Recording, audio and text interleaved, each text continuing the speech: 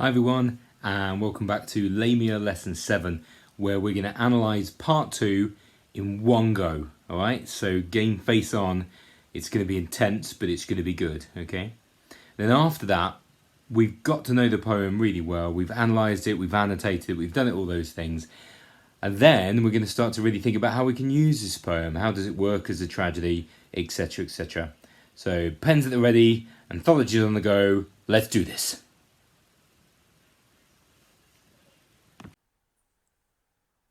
Okay then, let's get going with Lamia part 2 and a detailed annotation analysis that you can copy into your books as well. But do be thinking about it as well. Right then, we begin part 2. The lovers super happy, but of course it's not going to last or it wouldn't be on this module. And it begins with a philosophical assessment of love. So this is very much kind of Keats as a narrator poet speaking directly to us here. Love in a hut with water in the crust, so kind of poor like poverty lust. Poverty lust? Poverty love crust. Love crust lust? Anyway, love in a hut with water in a crust is love forgive us, cinder ashes dust. Love in a palace is perhaps at last more grievous torment than a hermit's fast. It's a doubtful tale from fairyland, hard for the non-elect to understand. Well, hard for anyone to understand. I really think the same, Keats. But I think what you're trying to say here is really, love is love.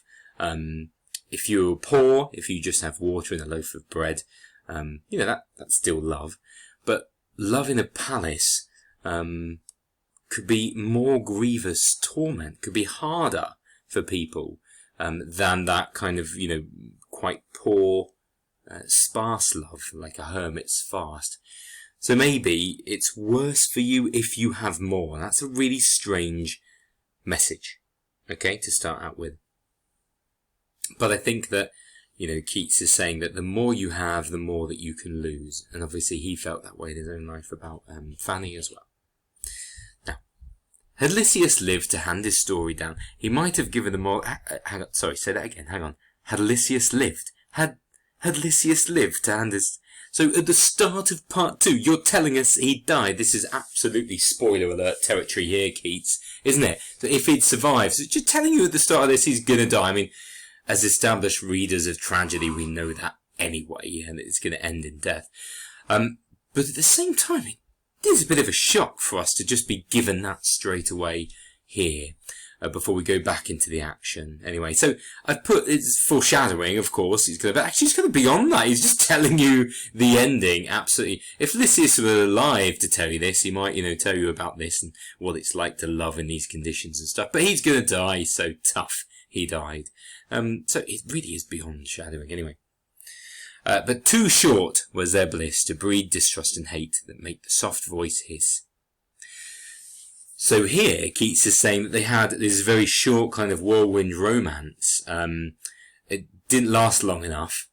And they weren't together long enough to breed distrust and hate. So like they were still in that honeymoon period of the relationship, perhaps, that make the soft voice hiss. And there's that slightly creepy snake hint in the sound of his words at the end of that sentence there, that make the soft voice hiss. You wonder whether, if the relationship had gone on for much longer, or for a really long time, to the point where relationships breed distrust and hate, apparently, that it might not have ended so well. But anyway, we resume with the characters then in this beautiful, loving companionship, this place.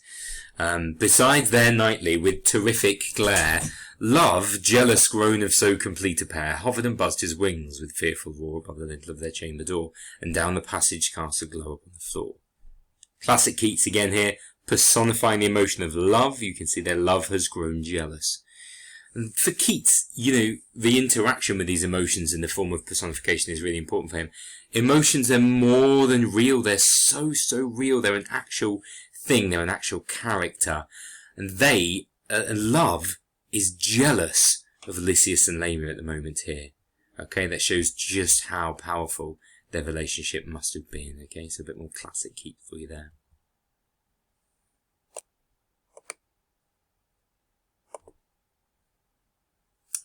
However, it couldn't last. for all this came a ruin. Side by side they were enthroned and eventide upon a couch near to a curtaining whose airy texture from golden stream floated into the room.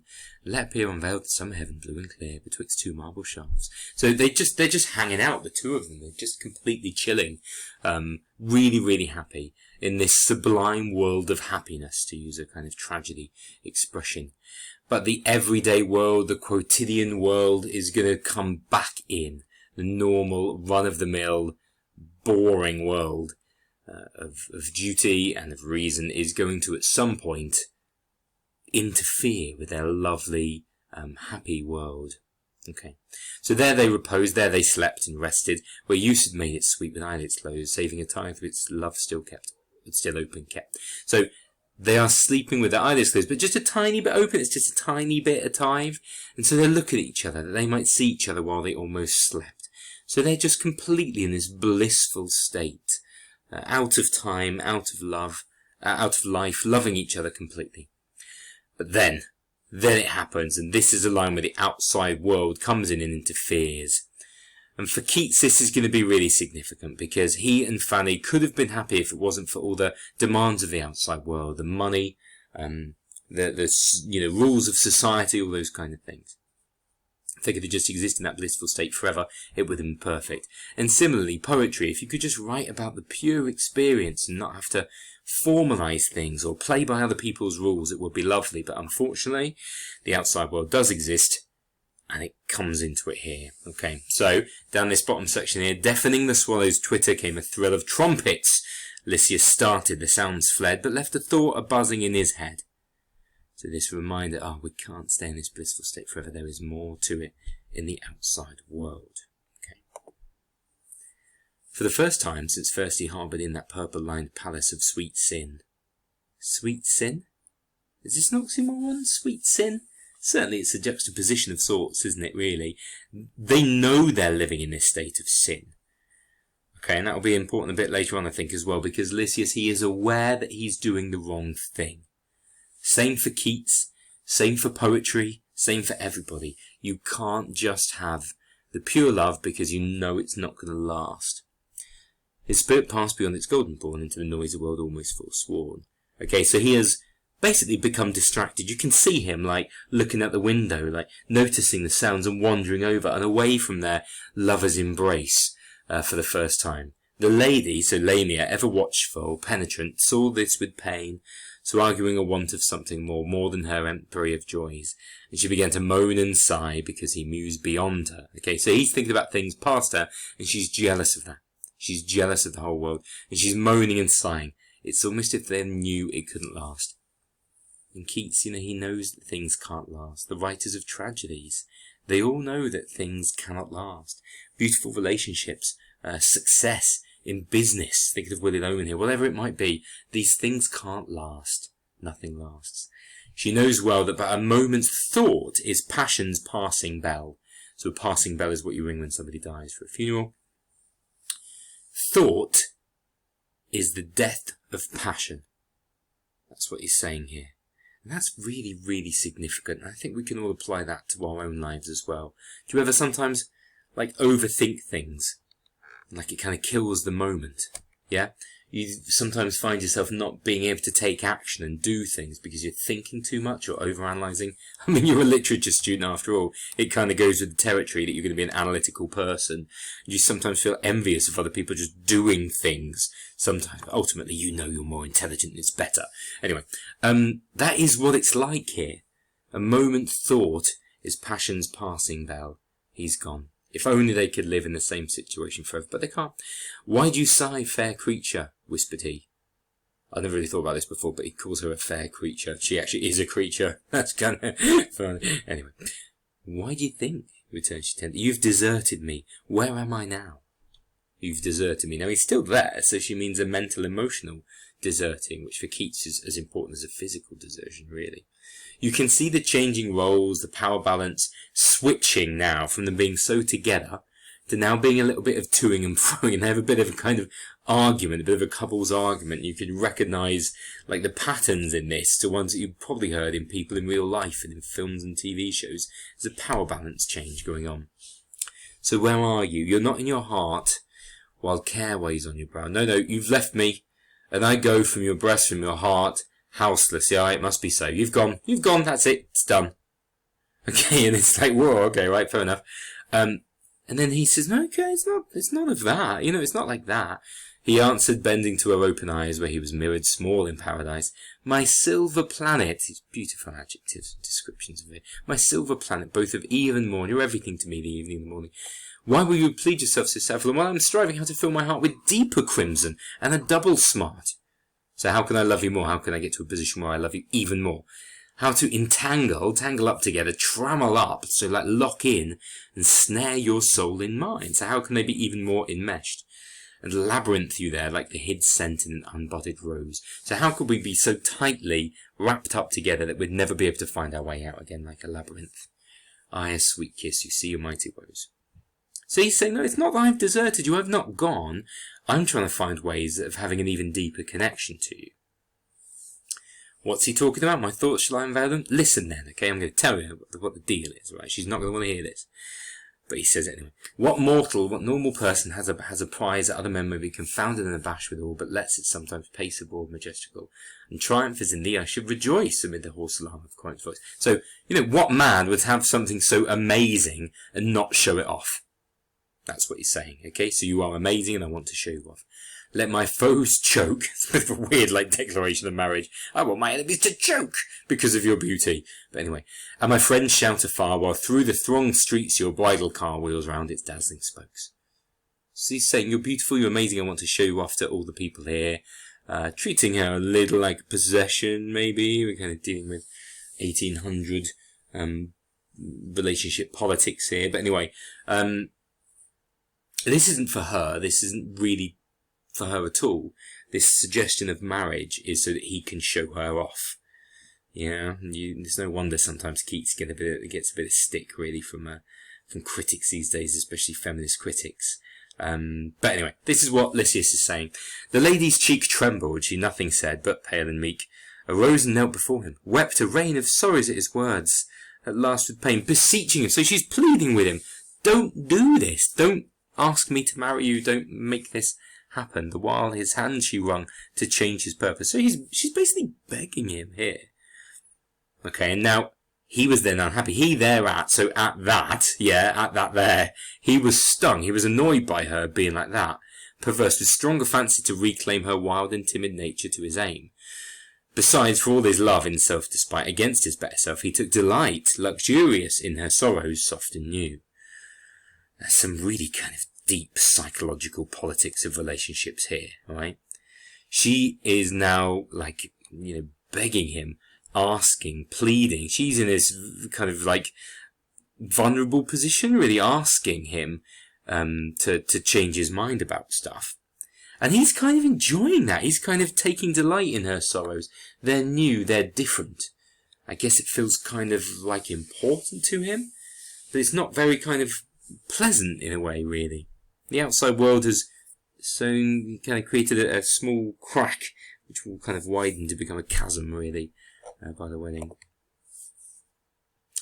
Now his passion, cruel groan, so he changes as well, took on a hue or colour fierce and sanguinous as 'twas possible in one whose brow had no dark veins to swear. So he was an attractive guy. He was as angry as an attractive guy could kind of look here. Fine was a mitigated fury. He's beautifully angry here. Like Apollo's presence when an actor strike the serpent. The serpent! I just made a metaphor with a serpent. But she actually is a serpent. It's really weird that Keats kind of stops. Yeah? And says, oh, I just did a serpent metaphor, but she is actually a serpent. Writers often do that, but they leave that as a clue for the readers to pick up. Here he's entering a more kind of conversational, you're along with me, relationship with the reader. Yeah, slightly more kind of confidential conversation, really, quite open and quite honest. Anyway, the serpent, certainly, she was none. Yeah, she wasn't a serpent, but she was, of course. So now she burned, she loved the tyranny. So they're kind of enjoying this passionate argument, really, at this moment here. And all subdued, when all that kind of fire and everything is burnt out, when she's argued and pleaded her case and stuff, she finally just consents to it. Okay, fine, whatever. She consents to the hour, alright? When to the bridal he should lead his paramour, okay? So, alright, we'll get married after all, yeah? whispering in midnight silence, chatting about the guest list now at the wedding, said the youth, "Sure some sweet name thou hast, though by my truth I have not asked it, never thinking thee not mortal, but of heavenly progeny as still I do. So I've never really asked you about your family. Is that a bit weird? Been in this, loving relationship for all this time. I've never really asked you about it, I never really thought about that. I guess I thought you were like an angel from heaven, so you probably didn't have any actual relatives and stuff. But anyway, it's probably the time to ask now, as we're getting married. Like, do you even have a surname? Stuff like that, anyway. Hast any mortal frame, fit appellation for this dazzling frame, or friends or kinsfolk on the city there, for to share our marriage feast and nuptial mirth? Do you have any family who might want to come along to this wedding that I've convinced you to have? Of course not, she's going to say. I'm an ancient snake transformed by Hermes back into women's form. But that might put him off, and she doesn't really want that, despite their argument. Anyway. So this is a kind of marriage car that's going to happen, okay, the kind of thing that they want there. And in the end, her ultimate reaction to this argument is just to agree. Yeah, consented to the hour. Just to do that there, anyway. Lamia increasingly isolated here, but she doesn't quite tell the whole story when she tells him. She says, "I've got no friends," said Lamia. "No, not one. My presence in white common father. Nobody knows I'm here. My parents are dead. Their bones in their dusty urns. The pool could be no kindling. So they're gone. See all their luckless race are dead. Save me, apart from me. And I neglect the holy rite for thee. So I've got no one, literally nobody at all on my side." You feel like they probably should have this conversation before this point, but anyway. But then she hasn't really told him anything. "Well, I don't really have any relatives because I'm actually a snake." Yeah? Anyway. But now she says, "But I've got one request for the wedding." Just one request, okay? That's all she says. "Even as your list invite many guests. But if as now it seems your vision rests with any pleasure on me, if you want me to be happy at all, right, just don't ask Polonius." Okay, you remember this man in the part one, this philosopher, this cold man of reason, and Lysias, his tutor, his teacher, okay, a guy that he knows well. Please don't invite him, but only don't invite him. For me, keep me hid, keep me away. She's asking for a kind of protection here. Now, this is a weird thing to say to somebody when you're organising a wedding. Imagine this in real life. So he was understandably perplexed at these words, so blind and blank. Made a bit of inquiry from whose touch she shrank, so she shrinks away and pretends to go to sleep, and he doesn't ask her about it again.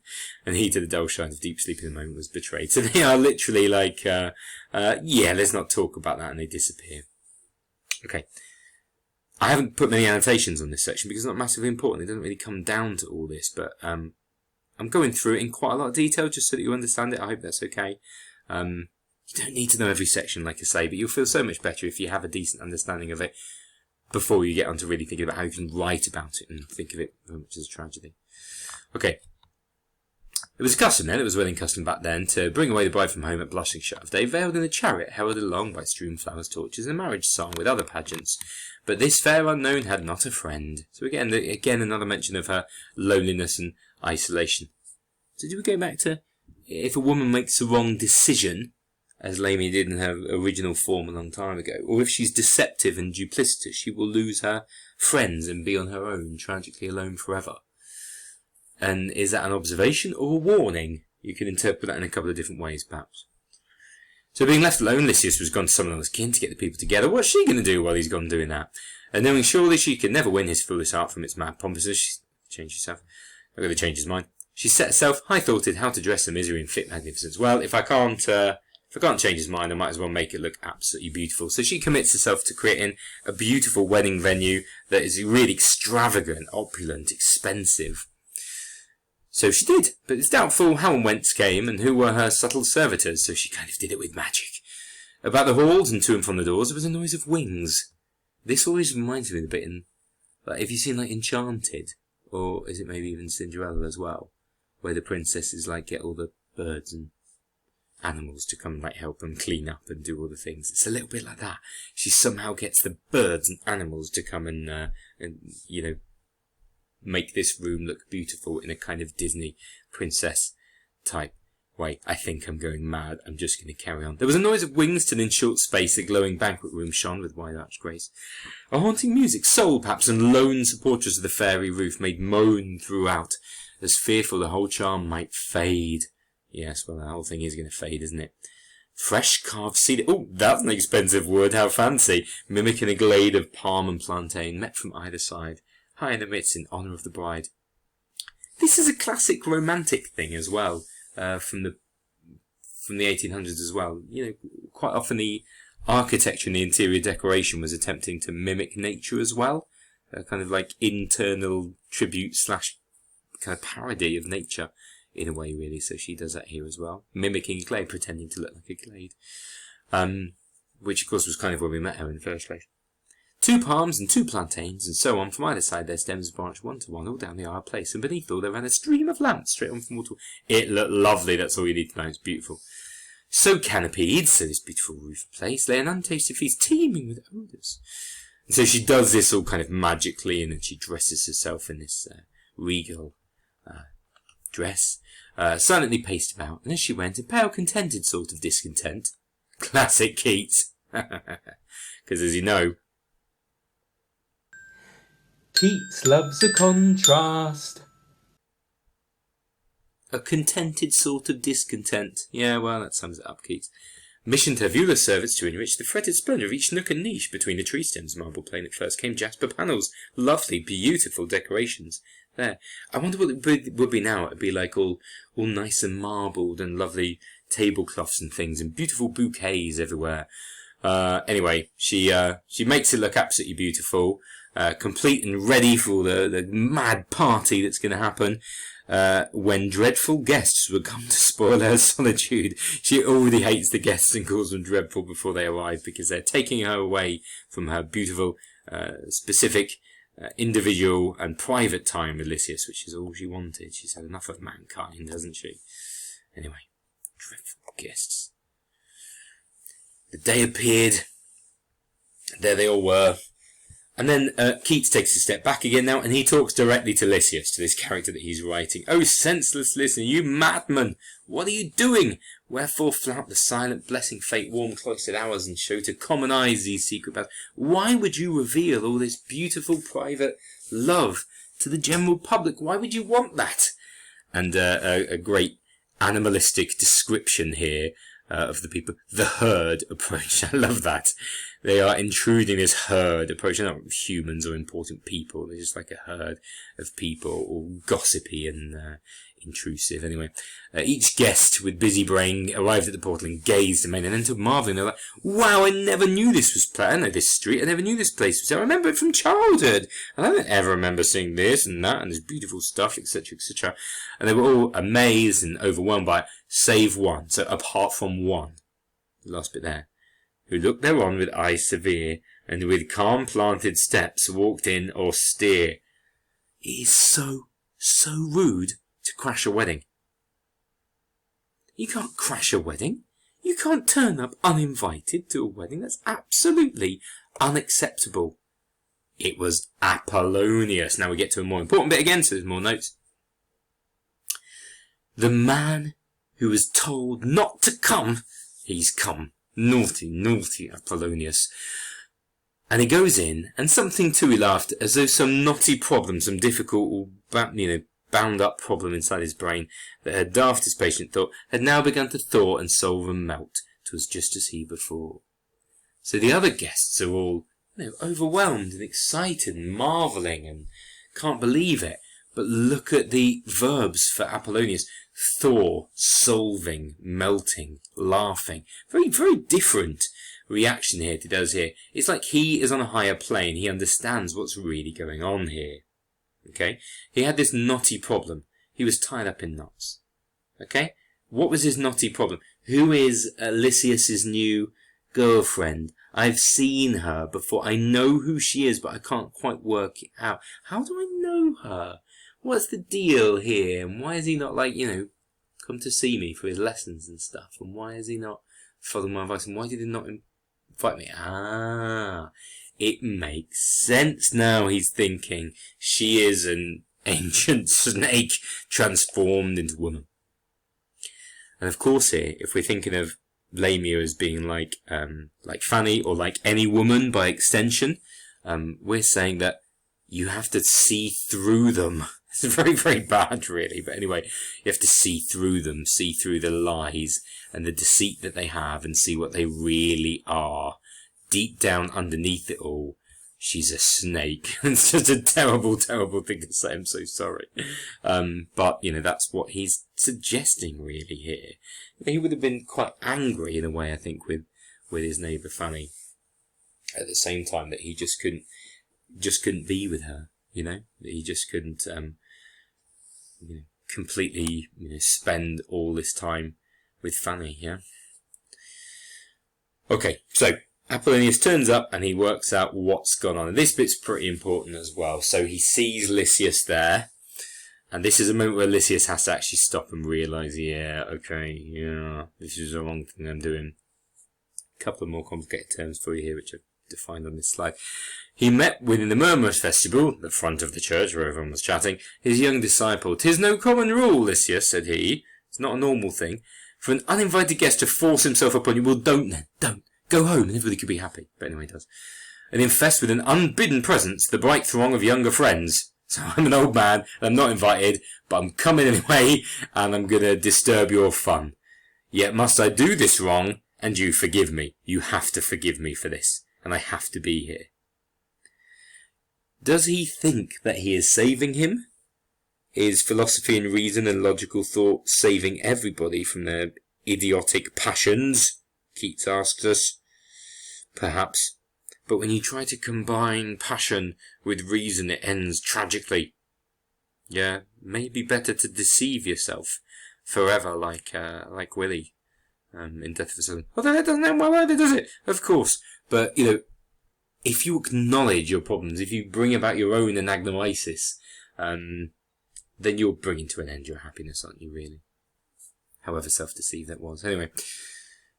So Lysias blushed, and there's a guilt there, isn't there? When you're blushing, there's a realization, and led the old man through the inner doors, broad spread with reconciling words and courteous mien, turning into sweet milk the sophist's spleen. So the sophist, this is a philosopher here, philosopher, sophist, spleen. So he's, Apollonius is angry when he gets there, and Lysias kind of calms him down, basically, and says, "Oh, don't worry, it's fine, it's okay, or did I forget to invite you? I'm so sorry, it must have just been it's just a post, blame the post. You're very welcome, come on in, I know that you're a good guy." Lysias, of course, doesn't really know why he shouldn't have invited Apollonius in the first place, yeah? Okay. After that initial threat of Apollonius's appearance, it then reverts back again now to describing the scene, to describing what it was like for the guests here. Is this a build-up of tension as we inch towards the inevitable tragic conclusion? Perhaps. So we're treated to this second description of this banquet room. Again, not massively important, apart from just the fact that it shows how luxurious and expensive everything was, and that people couldn't believe it. It must seem something, beyond human capabilities, really. So, of wealthy lustre was a banquet room filled with pervading puddings and perfume, before which lucid panel fuming to the sense of with myrrh and spiced wood. So some of these things are quite exotic, especially a couple of hundred years ago. It would be less common for them to know about some of these spices and things, whereas we might be a little bit more used to silk and things like that it mentions there. A little bit later on. Might be used to that these days, but it was pretty exotic back then, I have to say. So, blah, blah, blah, blah, blah. Lots of lovely descriptions. And in the middle of each table, each shrining the myth, the image of a god. So there's a god on each table. Perhaps just a little nod to her, slightly higher than human status, perhaps.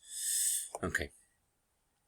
When in an antechamber, so off to the side room, every guest had felt the cold full sponge to pleasure pressed by ministering slaves upon his hands and feet. So they washed all the guests coming there, and fragrant oils with ceremony meat poured on his hair. They all moved to the feast in white robes.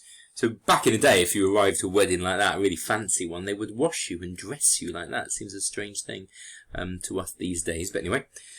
And themselves in order placed around the silken couches, wondering, where did all this mighty cost come from, this blaze of wealth? Where did this come from? Because to them, that seems really impressive. To Lamia, it's It's almost nothing. It's something she did while she was bored waiting for Lysias, really. It shows the huge power of gods versus the kind of pathetic hopes and dreams of mankind. Soft went the music, the soft air along with fluid Greek, a vowel undersong kept up among the guests discoursing low at first. For scarcely was a wine at flow. There was no alcohol at that moment, so everyone was chatting quietly. But when the happy vintage touched their brains, louder they talk, and everybody got drunk and started talking loads about things, and they were all saying, "Isn't this amazing?" And then Lamia's self appear. Now when the wine has done his rosy deed, and every soul from human troubles feed, no more so strange, for merry wine, sweet wine, will make Elysian shades not too fair to divine.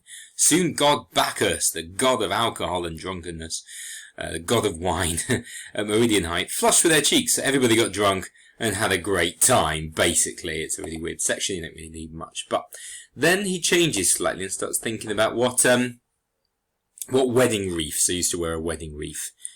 What would you have for Lamia, what for Lysias, what for Polonius, what would they have? Okay, so he asks us these questions, and they say, what would you have if you had to pick some wedding flowers that represented them? So we're quite kind of Shakespearean. We think of Ophelia from Hamlet here, and all the significance of flowers that we have all the way through those Renaissance writers that Keats loved so much. What wreath would they have? And then he goes through, okay, so he makes us part of this discussion here, but also makes us ask where we stand in this debate between passion and reason. Okay, so upon her forehead be there hung the leaves of willow and of adder's tongue. Okay, so snake's tongue, fair enough, of course, adder's tongue. The willow symbolises creative imagination, so this is one of the key moments where she represents poetry for us here. And for the youth, so it's Lysias, quick, let us strip for him the thyrsus here, which is a symbol both of fertility and wine, and forgetfulness as a consequence of that he might swim into forgetfulness. So this suggests that he should stay drunk a little bit, perhaps, and just stay in that lovely, unknowing, ununderstanding state. Ununderstanding? What am I saying? Anyway, that state of blissful ignorance about Lamia. And that fertility as well is a little bit of a sad one, really, because we imagine that that represents him because they might have children, but Lamia isn't a normal woman. This isn't going to be possible for them. If you remember in the original story, she was a woman who had children with Zeus, had them killed, and then became this kind of child-eating monster. Keats doesn't really talk about that at all, does he? It's just like this kind of pre-backstory that he doesn't mention. But then have a look at Polonius's flowers as well. They say for him, the spiteful thistle, this nasty old man stinging you with these brambly thistles, should be put on his temples. Okay? And you've got to decide how you feel about Polonius. Is he, he's basically like staging an intervention for Lysias, to describe it in modern terms, right? Is he helping him by giving him the knowledge he needs?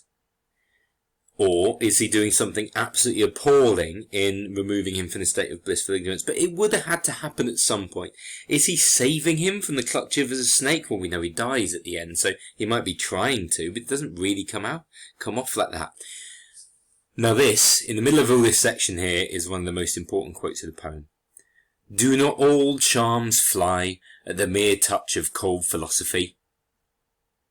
So all the beauty, all the poetry, all the love, all the passion, as soon as cold philosophy, logical thought, reason, being sensible, touches it, everything flies away and is gone. Okay, and it ruins everything. And of course life has to be at times logical and sensible. You can imagine Keats in this struggle, just trying to live a passionate, emotional life that it just isn't possible. And this is beautiful from Keats here as well. This is one of his like absolutely kind of mantras of his poetry here. There was an awful rainbow once in heaven. That means full of awe. It doesn't mean awful like these days. There was an amazing, incredible rainbow once in heaven. We knew her woof, her colours, her texture. She is given in the dull catalogue of common things. Just imagine for a second what it would be like to be a human, living and seeing a rainbow before we knew what a rainbow was. it was, they are beautiful, aren't they, rainbows? And we know now about the water and the light and the sun and the rain and stuff, the prisms and the colours and all that kind of stuff. And we've studied it, and we're completely aware of what a rainbow is. But that kind of spoils it for Keats. It spoils it. He says, all you need to know is how beautiful that rainbow is. And this is his negative capability that we spoke about before. Yeah, just enjoy experience. You don't have to understand it, analyse it to death like we're doing with this poem. You don't have to do it, just enjoy it, just experience it. He would actually hate what we're doing here. Sorry to tell you that. But just enjoy it, experience the pure emotion of something. And you can know it by doing that. You don't have to know its, chemical values or exactly what it is to do with light that creates these beautiful colours in our sky. But anyway. And he thinks it's sad how now, you just write down in a book a rainbow, like in an encyclopedia. A rainbow is blah, blah, blah, blah, blah, and it will just describe it to you there. It kind of ruins the beauty of it, Philosophy will clip an angel's wings. That's another great line as well. Are the tragedies that we undergo as humans because we try to be better, because we try to understand things and can't just appreciate the emotion or just go with what God is saying to us? Philosophy will clip an angel's wings, conquer all mysteries by rule and line. So, if you see something beautiful, you'll go and get a ruler and work it out and study it. It will empty the haunted air and gnomed mind, unweave a rainbow, as it erewhile made the tender person Lamia melt into a shade. So just a hint there of her eventual vanishing and melting there. But really, really sad in a way that we would do this with nature. It's very anti-science at the moment here. Just enjoy it. Just enjoy the rainbow. Don't unweave it with your science and your understanding and your knowledge. Knowledge is like rubbish for Keats. He much prefers emotion. Now it really kicks off, okay? They've all got a bit drunk and they're sitting down at the wedding and it's about to kick off big style. Polonius versus Lamia, right? By her, next to her, glad Lysias sitting in chief place, scarce saw in all the room another face, so he was just staring at her like she's so beautiful. Till checking his love trance, a cup he took, full brimmed, and opposite sent forth a look across the broad table. So he's just staring at Lamia, she's so beautiful all day on the wedding day, lovely, didn't look at anything else, but then he just glances up to beseech a glance from his old teacher's wrinkled countenance, and pledge him, so, drink with him. But when he looks up, he sees Polonius staring, really creepily, intently. The bald-headed philosopher had fixed his eye, without a twinkle or stir, full on the alarmed beauty of the bride. So just imagine this moment. Him staring at her. Lysias noticed that and is like, oh, this is weird. Browbeating her fair form and troubling her sweet pie. So she's not enjoying the wedding anymore because she's just being stared at by this old man. She said, don't invite him. Of course, she knows that he represents philosophy at the heart of it, and this may be her doom. Her secrets will be revealed and it'll all be over. I mean, God, what does that say about people in love? Anyway, Lysias then pressed her hand with devout touch, as pale it lay upon the rosy couch. I mean, I know these heroic couplets, Keats, right, but touch and couch do not rhyme. With devout touch, as pale it lay upon the rosy couch. It's just not wrong. With devout touch, as pale it lay upon the rosy couch. Anyway, so he takes her hand. 'Twas icy. And all the heat and passion of the relationship has been replaced by coldness now, and the cold ran through his veins. Then suddenly it grew hot, and all the pains of an unnatural heat shot to his heart. So this devastating moment here, this dramatic confrontation where this is a weird photo, but anyway, this is a weird picture, where the old master stops the fun of the proceedings and ruins everything. Okay, spend a couple of minutes before we do the last bit. What tragic roles does Keats allocate to these characters here? Have a think about what he's doing with Lamia, with Lysias, with Polonius. Go.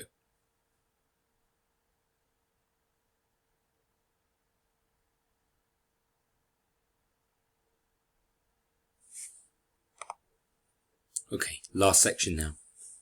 Lamia, what's the matter? Says Lysias. Well, why are you starting? Why are you shocked by this? Like a start, yeah?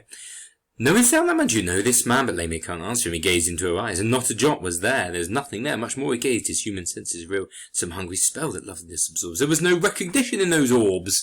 So in her eyes, there's nothing there at all. She's so terrified. And Lysias is now starting to get really frantic. Lamia, he cried, what's the matter? And then, you get this kind of tumbleweed moment. Like, in an American Western film, when the guy enters, the cowboy enters, and it goes quiet everywhere. It's like that here at the wedding.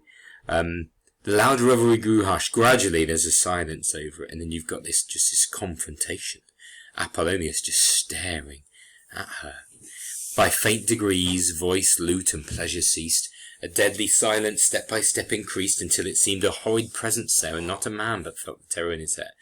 And now, look at the way they're speaking. Now he's shrieking. Lamia, he shrieked, and nothing but the shriek with its sad echo did the silence break. Begone, foul dream, he cried, gazing again in the bride's face.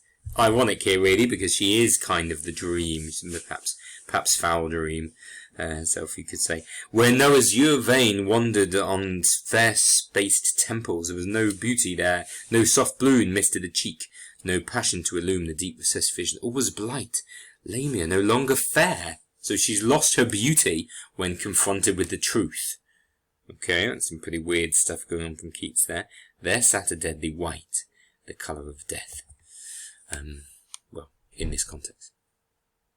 And then Lysias turns to Apollonius. Shut your juggling eyes, thou ruthless man, you joyless fun sucker, turning up to my wedding and ruining everything. Turn them aside. Wretch, he calls him a wretch, that's a bit much. Or the righteous band of all the gods whose dreadful images here represent their shadowy presences may pierce them on the sudden with the thorn of painful blindness. Whoa, we all know you don't talk to your teacher like that. That's a bit much, isn't it? So he's threatening him straight away, calling on the gods to attack him. Again, the irony here is that the gods of, Hermes, for example, helping Lamia do this, and Lamia herself being, beyond human, being supernatural herself. Okay, so threatening Apollonius here, and then, because he isn't getting anywhere with that, he talks to all the wedding guests, Corinthians, all you lot from Corinth, here at this wedding. Look upon that grey-beard wretch. Yeah, help me, stop it, have a look at what's going on here, everyone. He's a desperate man. He is actively denying the truth. He doesn't want to understand reality. Mark, look how possessed his lashless eyelids stretch around his demon eyes. How ironic that he's calling Apollonius the demon, when really it is Lamia who is doing all the deception here. Corinthians, see, look, my sweet bride is withering away. This is classic tragedy self-deceit. He doesn't see what's going on. He doesn't want to see what's going on, so he blinds himself. Just like Willy Loman, just like Othello, just like Hamlet, just like Macbeth. They tell themselves what they want to tell themselves. Yeah? And then Apollonius speaks to him in an undertone gruffed with contempt and says, Fool, you're a fool. And at this moment, Lysias loses all of his kind of passion in his attempts at stopping this situation. His heart struck and lost, and he sinks down, just slumped supine beside the aching ghost. She's already a ghost in this description here. He's like, yeah, okay, I guess the game is up here, really. Now, he doesn't say, passionate lover. He doesn't say, you're a victim, you've been deceived. He says you're a fool. You should have known better. Your intelligence should have stopped you getting into this tragic situation. And he says it again. Fool! Fool! Repeated he, with an eyes still relented not nor moved. From every ill of life have I preserved thee to this day. So I've protected you. We get the impression that the relationship is a bit closer than we thought of, really. He's helped him, he's guided him through his life. I've protected you from everything. Yeah? You idiot, you've done this stupid thing here. You're an absolute fool for making this situation here. And she says, so what should I? Should I leave you to it? Shall I see thee made a serpent's prey? To his mind, yeah, he is trying to save him from a bad ending, from a tragic fate. But of course he kind of brings about the tragic fate. Is philosophy trying to save you from an awful fate if you just live in pure emotion? Perhaps. Then Lamia breathed death breath. and it's gone the sophist's eye like a sharp spear. So it becomes, using this simile, more than just a look at someone, but a weapon going through her. As if philosophy, as if reason and logic will destroy passion and love, and, poetry will be, forced into a certain pattern. It will be restricted and subdued and attacked by those wanting to put reason into it. Keen, cruel, prescient, stinging. She, as well as her weak-handedly meaning tale, motioned him to be silent, vainly so. He looked and looked again, a level no. A serpent, echoed he. So he says it. He calls her what she actually is. Yeah, a serpent, echoed he. No sooner said than with a frightful scream, ah! She vanished. She's gone. And Lysias' arms were empty of delight. Okay, so she disappears at this moment. When he names her as a snake, she disappears. What's Keats saying here? When people find out who we really are, they disappear. Is this a feeling about him and his financial situation? Is he saying that, all women are snakes? And when we find out what they really are, they disappear? Does this tragic fall melt away our identities? Do we become nothingness when we've made the mistakes that Lamia and Lysias have made? Big questions there to think about. Your answers will form your essay responses. Okay, Lysias' arms were empty of delight, as were his limbs of life from that same night. So just very, very quickly, he dies again straight after. On the high couch he lay. There he is in this picture. His friends came round, supported him. No pulse or breath they found, and in its marriage robe the heavy body wound. So, both dead. Apollonius bringing about their fate, whether they were meant to or not. Trying to save Lysias, really, from being a serpent's prey, but bringing about his death. Is it impossible to live as a combination of passion and reason? Do you have to have one or the other? They're completely incompatible, and that's why he's died in this situation here. A very quick ending there. Very, very quick. Keeps spending so much more time and other details on the wedding itself and on the confrontation itself as well. Because, again, it was inevitable, wasn't it, really? Nothing can last forever. When you think about Keats and his life, with the way that TB stalked and destroyed his family, and his financial situation, his doomed relationship with Fanny, there was no way it was going to be a happy ending for him. And so he feels at the death of that relationship with Lamia that Lysias dies. And remember, if Keats is Lysias, then he dies as well. Well done, everyone. Really, really, really good, I have to say, because if you've stuck with that all the way through and you've made appropriate notes and stuff, of course you won't have as many notes for that as you'll have for La Belle Dame and things like that. It's much shorter. Lamia's massive. You couldn't do it even if you were writing a dissertation on this poem for your university degree. You wouldn't be analysing every single line to this extent and be writing about it. But I really hope you know it's super, super well now with all that detail. Bravo.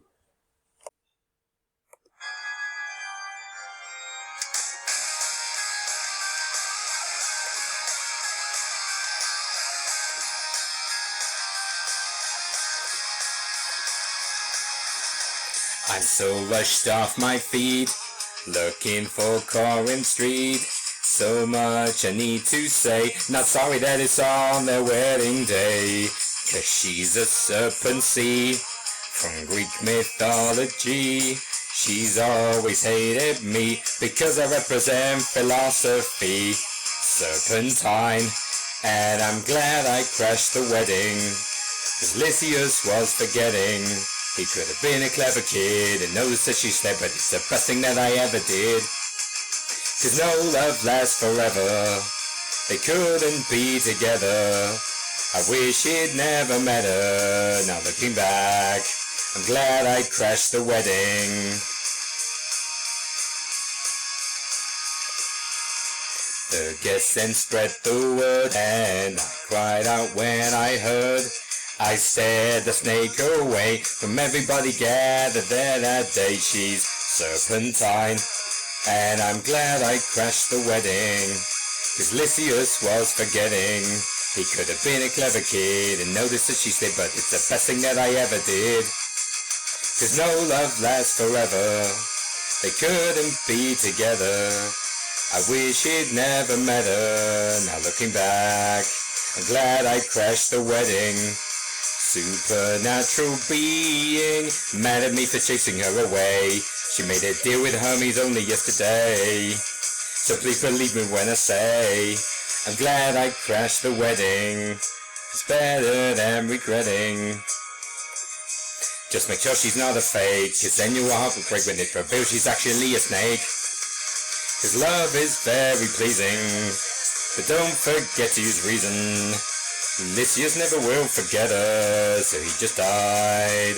I'm glad I crashed the wedding. It's better than regretting.